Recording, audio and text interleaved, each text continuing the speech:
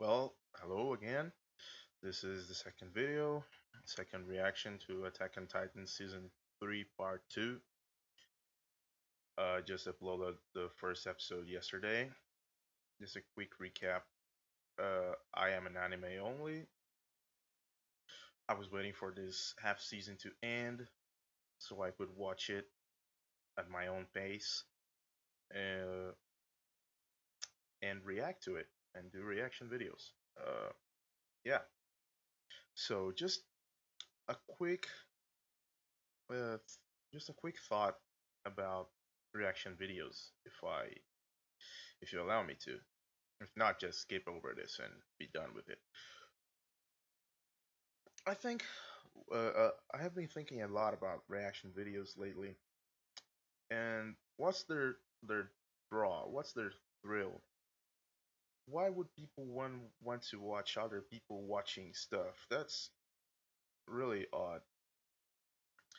And as I watched some reaction videos from other stuff, I kept reading comments from people like being excited, being looking forward to watching reactors reacting to stuff. Uh, and the conclusion I came to is something related to belonging, something related to possession. Like when you're attached, when you're really involved with something, with some production, with some show, whatever, it it gets to a point in which it touches that topic the of the shared experience in everything really. So a reaction video is kind of an extension, is kind of a byproduct of that need that humans have to share their experience, to have this collective feeling towards something that they're experiencing, and they're watching, that they're viewing, that they're feeling. So a reaction video is basically that, in which people kind of own their show, their anime, their whatever. They own it. They own it a little, and having someone else watch it, you want them to go through at least to some degree the same experiences you've been through, right? It's like putting your own art, your own stuff out there and wanting to see how people are going to react to it. Obviously, you don't own it, you don't possess the shows and the animes, but to a certain degree, you do, because you're so attached to it, you're so associated to the feelings, to the order that they're displayed and everything, that it kind of becomes a thrill in itself to just watch as it unveils in other people's eyes, in other people's expressions, in other people's reactions, uh, at all kinds of reactions. So yeah, I think that's the big thrill of reactions. Yeah, but that's enough mumbling. Let's just add into the second episode and see what happens.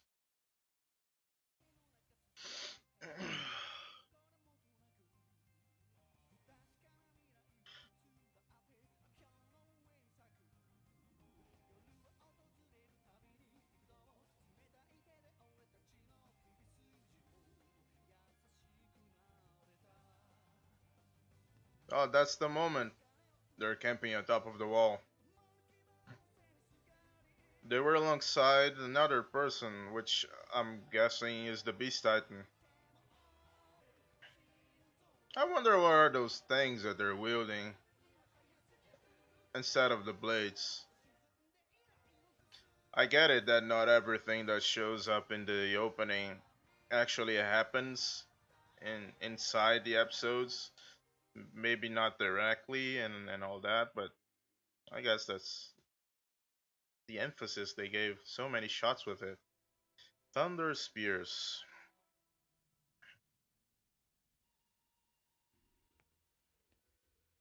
Look at all those 3D scouts back there. There he is. He looks so good. Oh shit. So he can harden on top of his hardening? I guess every shifter can do that as long as it have proper training. Or I mean the syringe, the armor syringe.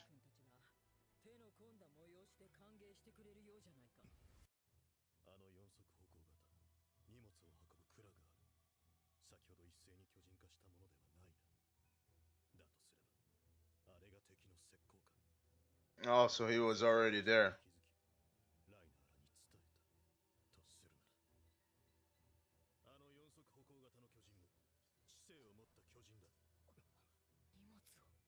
I mean, the mere fact that he's carrying luggage hints strongly at his intelligence. Oh shit. Beautiful poses. Wow.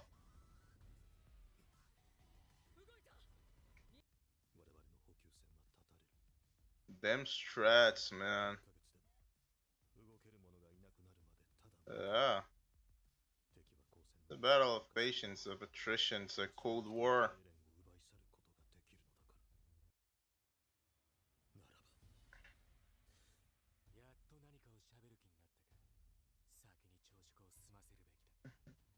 Come on, Levi, this is an anime. He was conjecturing.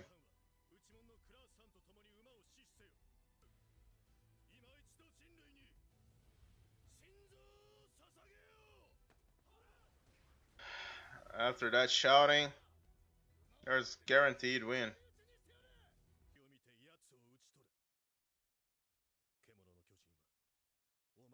Look at his face.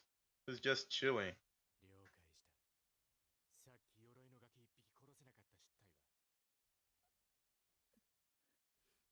Armin's got having a lot of responsibilities here.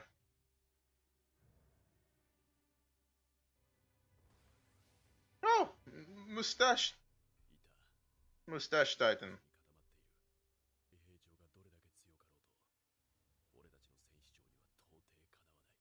War Chief. That's the Beast Titan, right? So he's a War Chief? Where they came from?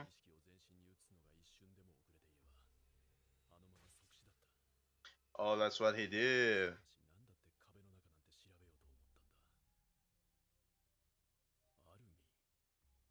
I said it in the first episode. They were gonna give us an answer to that. So to protect their life, they can. That's an interesting power. Oh, look at it. Even inside my Titan, I would be disturbed to receive this glance.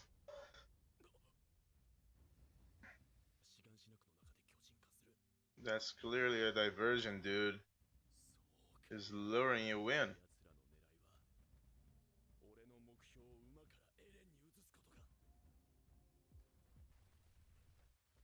I like his tone, his mindset here. He looks like a veteran. He sounds like a veteran.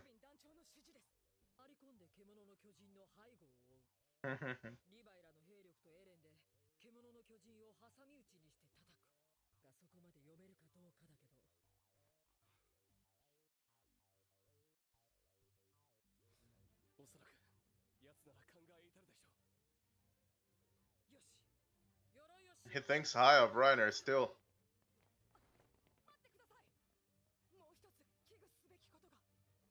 Berto?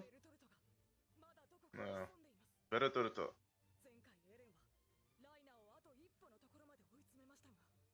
He's the kind of backup that changes the game whenever he comes in.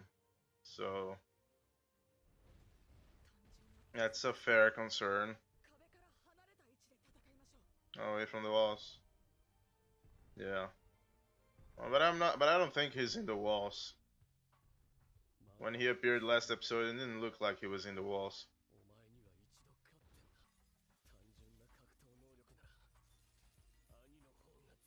Oh yeah, that's true.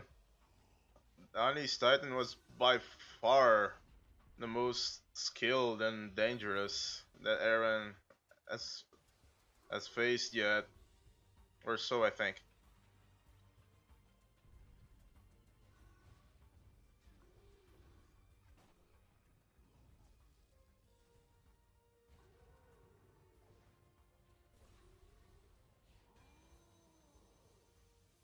Oof.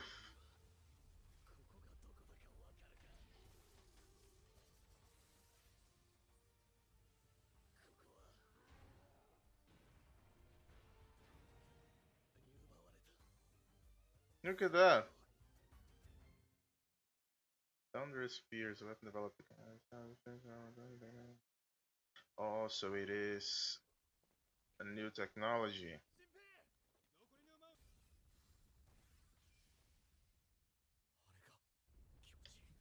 Beautiful. Rest in peace.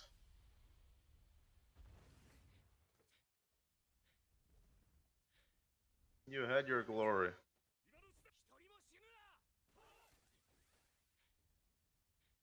Man, they're not lazy with this animation. We have motion and elements everywhere.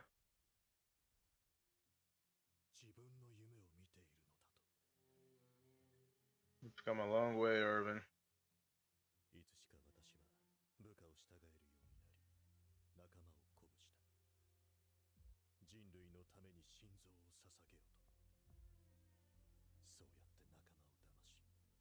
Damn.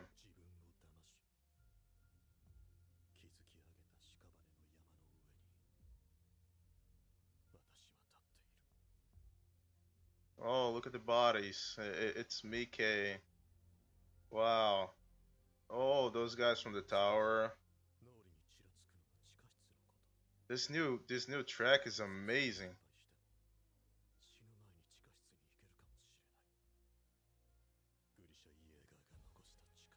Wow. It's the same track from the first episode, right? The very first track.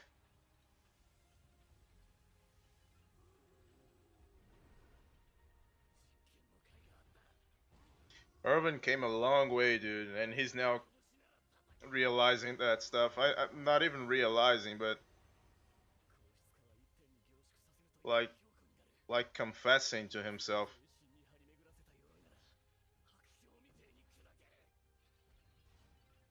Oh, so that's why he is breaking the shit out of him.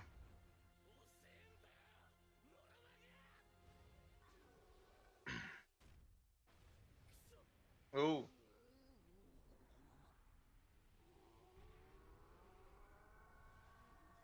Nice.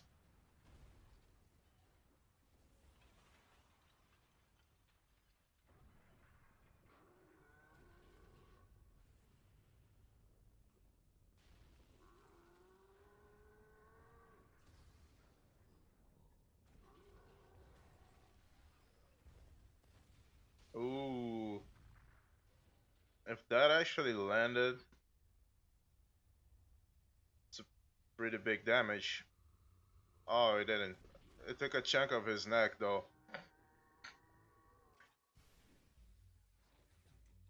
Well, at least he's putting up a fight. Reiner, I mean.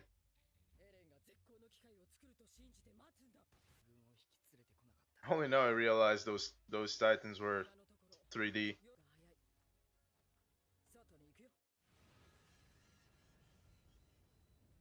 I love Hanji, dude.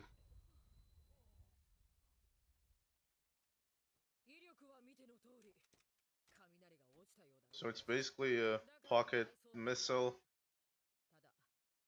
Yeah, yeah, and they totally borrowed it from the technology of the interior police, the guns that Kenny's squad was using, right?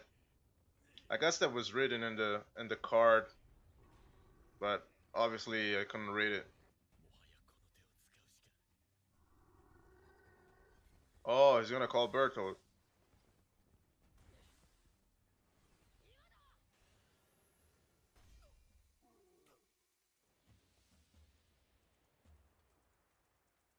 Only now I realize there's armor even in his eyes, right? Because one eye seemed to have a lid of sorts in front of it, and the other didn't. Probably where Eren punched it. Oh,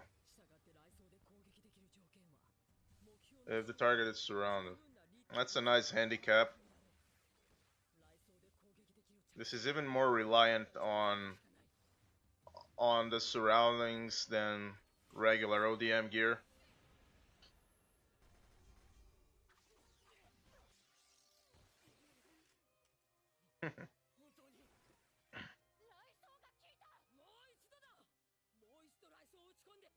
Oh, they're hesitant. They're still not over. The fight with the interior police really changed John.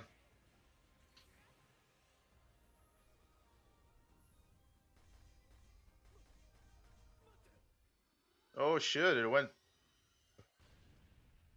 very close.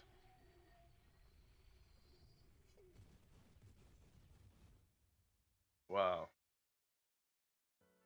Is that the end of Reiner? No, I don't think so. Hmm. Yeah, so that was episode 2. There wasn't much to be said about this one, honestly. Just very action packed, as expected. Uh, we had we had Reiner. We saw that Reiner is also capable of hardening his limbs, much like Annie did back in season 1, which I can only conclude it's something that is maybe part of a regular training for those Titan soldiers that came from somewhere. Um, Obviously, taken that they ingested or were injected with the armor syringe, like Eren did in the first half of the season. They probably have some of those where they came from. Uh, that that actually leads me to wonder what's Annie's what's the female Titan power. I I used to think that it was this capability, this versatility to be able to harden whatever, uh, and she was a very preeminent user of the hardening ability. She hardened her nape, she hardened her legs, she hardened her arms, her hands. We never saw another Titan doing that. Now we know that Eren developed the that block in front of his fists to make the punch a lot stronger and very destructive. We also got answers on why he was shredding Reiner's armor, because Reiner's armor is a lot spread throughout his body, so it becomes thin compared to his fists. Well, yeah, about Annie. I'm sorry about the fireworks. There's some games going on right now. Uh, I wondered about Annie. Well, maybe it's the mere fact that you're a Titan shifter is already power enough. But I was under the impression that each of them had a unique special ability. Maybe the scream? I don't know. Maybe the scream. She was able to call in Titans to eat her. Uh, maybe you could use that to different to different goals and objectives depending on the situation you're in. But yeah, I think that's the only thing unique that she's ever did, at least that we saw. Maybe there's more to it. Anyways, I miss you, Annie. I hope you come back someday. I don't see it happening soon though, unless they figure out here during this battle or in the basement some way to go through that crystal. I mean, they could use the Thunder Spears, right? But that leads to the same problem in season one where they they they were not able to blow through her hands when she was trapped in the woods. They were not able to blow through her hands uh, because it could potentially destroy not only her crystallized hands but also the body inside the nape because the hands were protecting the nape, right? And at that point, they were willing. Irving was willing to actually kill her. He gave the order, if I remember it correctly. But now she's just a prisoner. She's just captive. So destroy the crystal and destroying her along in the process, that wouldn't be beneficial at all. Uh, then there's the package Titan, the backpack Titan. It seems like it's intelligent, an intelligent Titan. Yeah, it really does. Especially now that Irving said it, that's clearly directing us to a conclusion. Uh, but it seemed very well coordinated with the Beast Titan, even though you have to consider that his one of his abilities is to control Titans. Yeah, so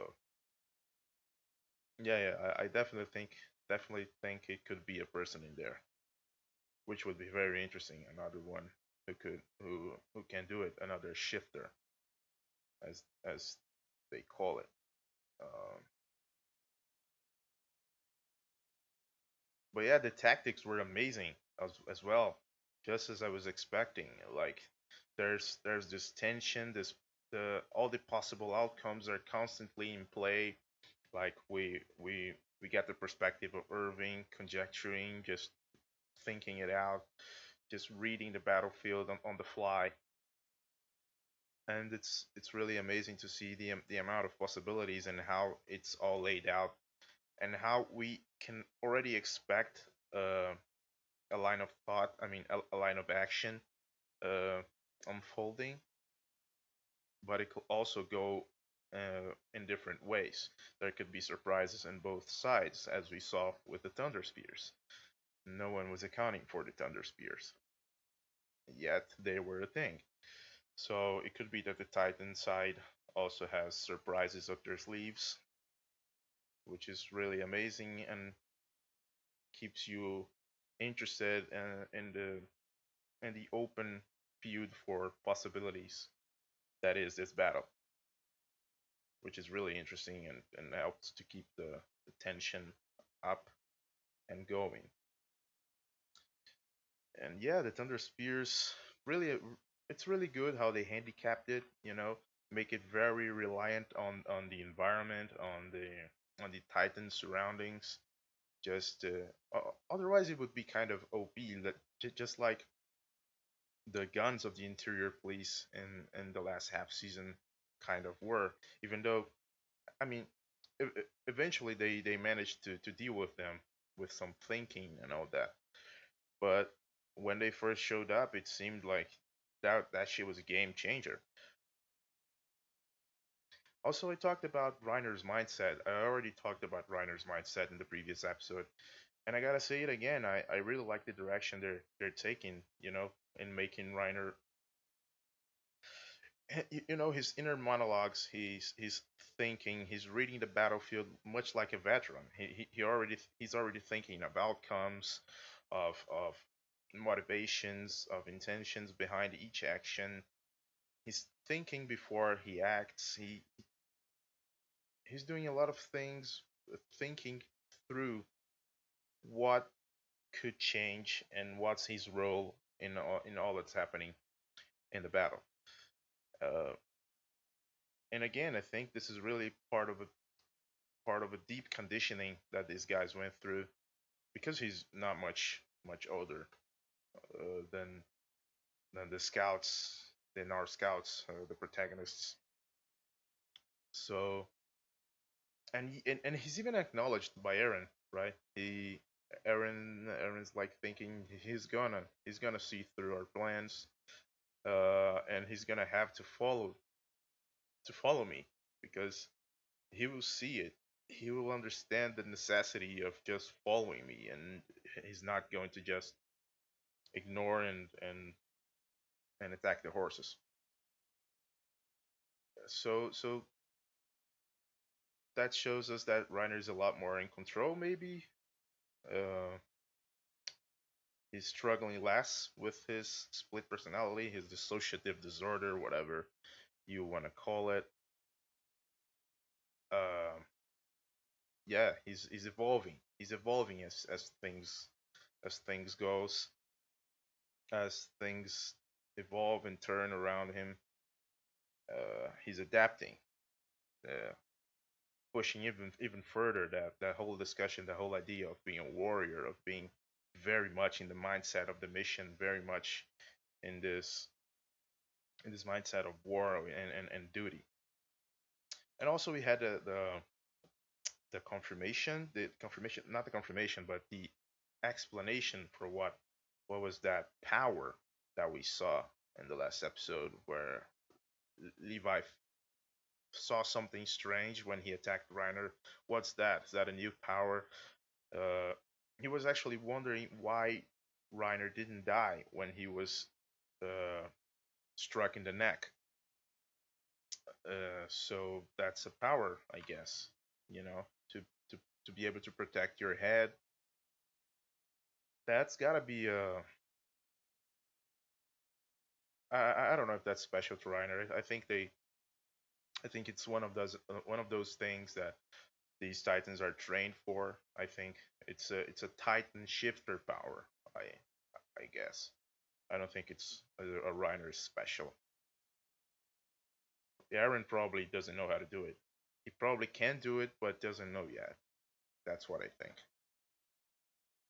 And he will, and he was about to call in Bertolt, right? Which we don't know,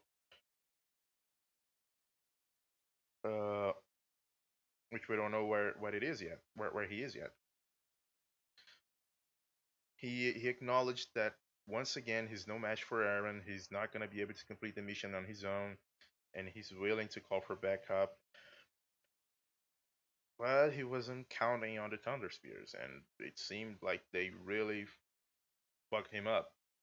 I I don't think he's dead, but he's probably gonna be incapacitated for a while. Maybe they can even extract him from his Titan, maybe capture him, or maybe that's when Bertolt comes in. I don't even know if he's actually seeing what's happening there. It looked like he saw when Eren transformed, right? So maybe, yeah, he's definitely around there because he saw Eren transform. The lights from the lightning transformation reflected into him. He was looking through some holes, right? So he's hidden somewhere, and he was able to see Eren transforming. The first gate that Eren closed was the outside one, right? Was the outer gate, and then they all stopped before closing the inner gate. Isn't that it? I I think so. I may be confusing stuff, but yeah, the answer to where Bertolt is related to that. Um, Other than that, we had the Irving bit where he showed uh where he kind of like came to terms. I mean, he's actually glimpsing at the end. He's looking at death in the eyes right now and kind of pondering, making considerations, just really looking back at his life because he's seeing a, uh, such high level threats that he knows it's not very unfitting to have those thoughts right now, to ponder how life was, and in the end you really just uh, cling a little bit to your obsessions and your desperations and your desires, his obsession is the basement, and he's making terms. He's coming to terms with the fact that all along he manipulated people. He posed as this grand leader with the biggest intentions and the biggest drive. All of it was to ultimately bring him to his goal, which was to see the basement and confirm his theories, his dad's theories, and all that. That's good. That's a development that's gonna lead to somewhere. I don't know if that's gonna come into play when he actually reaches the basement. Who knows?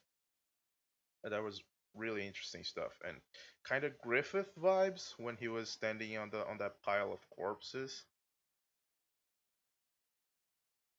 He's fully acknowledging the fact that he's he's a big part in the mass murdering of his people. He's kind of hesitant. I think he's kind of second guessing himself. Like, I killed so many people, but I brought us here because I killed so many people. But this could be the end, and I couldn't, and I can possibly not even go see what I wanted to see. If if so, maybe I can just give up on this fight and go see what I wanted to see. Uh, there's a little bit of that in all that conjecturing, in all that recollecting of his trajectory and all of his journey. And I think that's really amazing. He's a great character. Uh, I'm really interested to see what's he gonna come up with in this season.